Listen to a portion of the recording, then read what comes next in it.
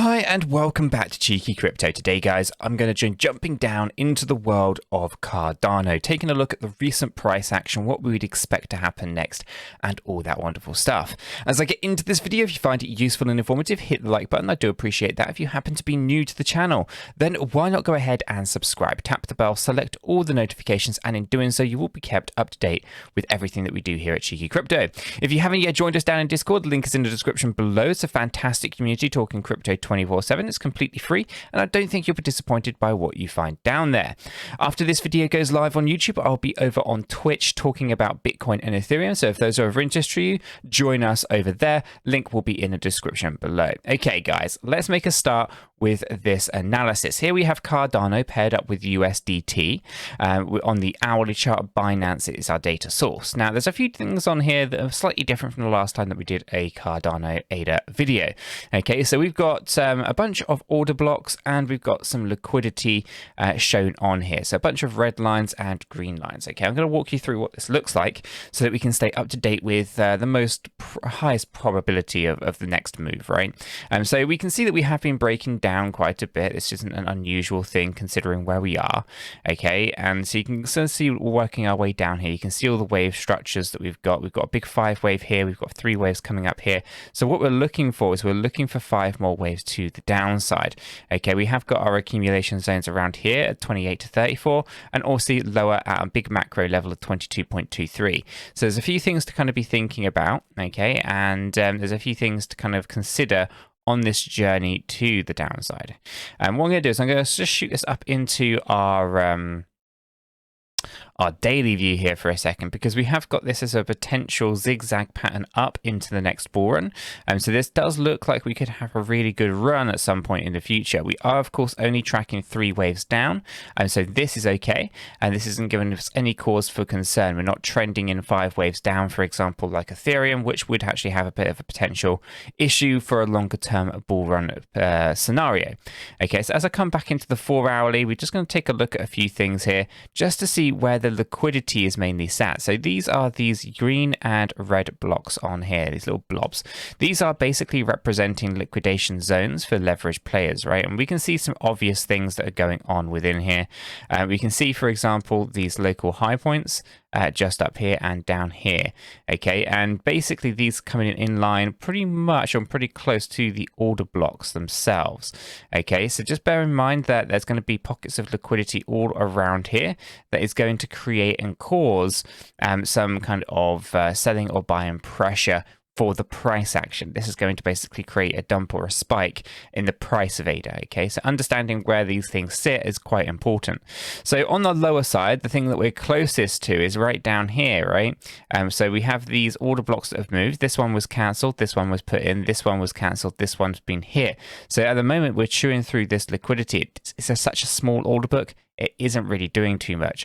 We can see that right down here, and there is this liquidity. Now, essentially, think of this as people who went long, okay?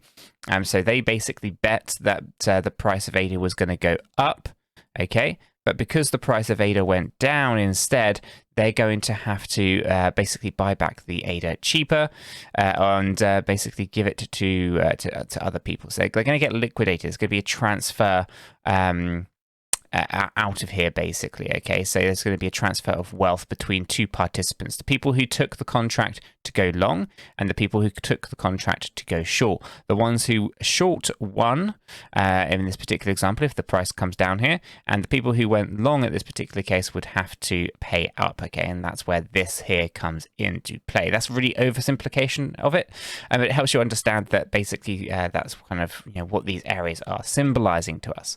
On the upper side, we have got this order book. This is still current, this is still live. This is coming in at around the 53 cent or so, and again you can see these liquidity areas on here as well. Okay, there's quite a few of them stacked up on this 4 hourly chart. If we come into the hourly, you can see a fair few more kind of stacking up here.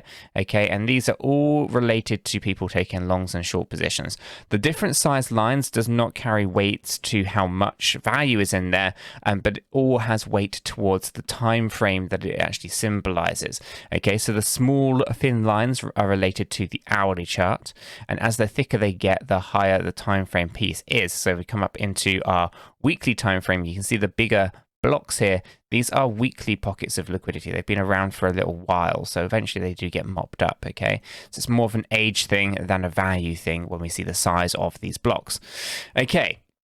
So knowing where all that sits is important, because then we start thinking about what Elliott wave theory is going to suggest to us where things are likely to go. Now, there's a couple of things when it comes to Elliott wave theory. You obviously had 3 waves coming up into here.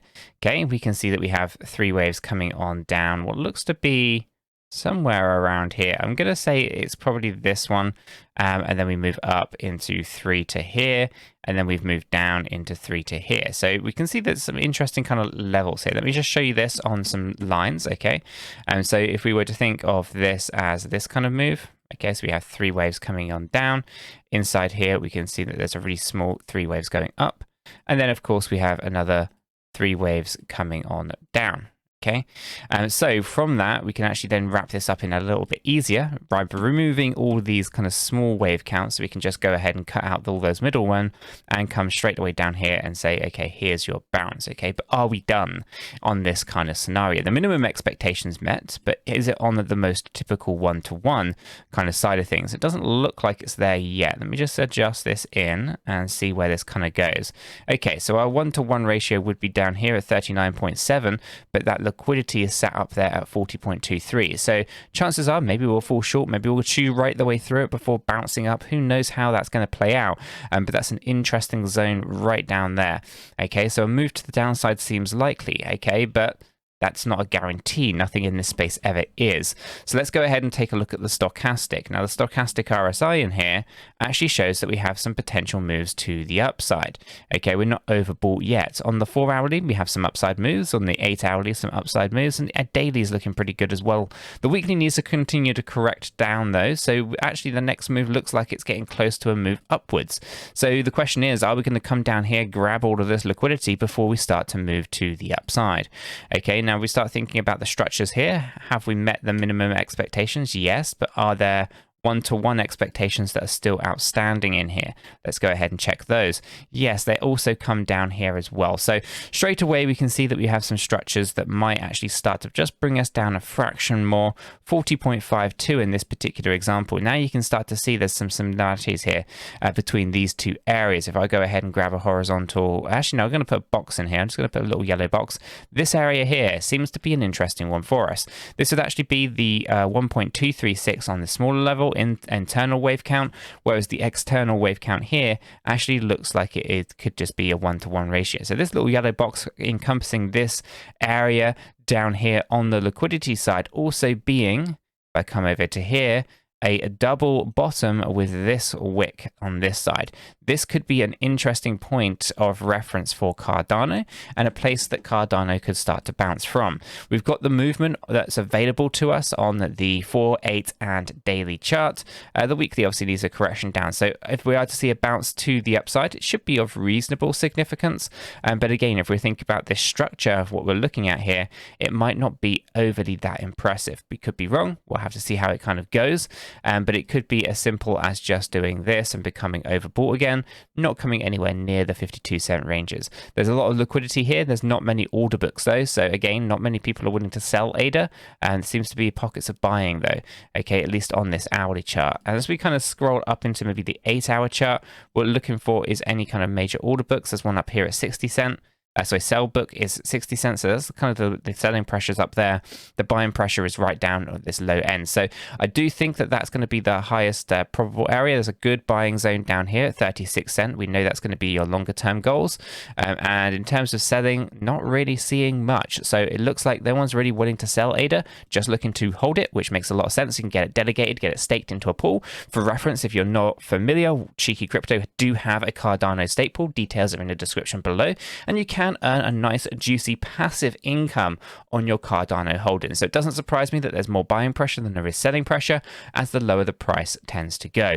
Guys, I'm going to leave this video right there. If you have found it useful and informative, hit the like button. I do appreciate that. If you happen to be new to the channel, then why not go ahead and subscribe? Tap the bell, select all the notifications, and in doing so, you will be kept up to date with absolutely everything that we do here at Cheeky Crypto. With all that said, done, and out of the way, hope everyone has a fantastic day, and I'll catch you all in the next one.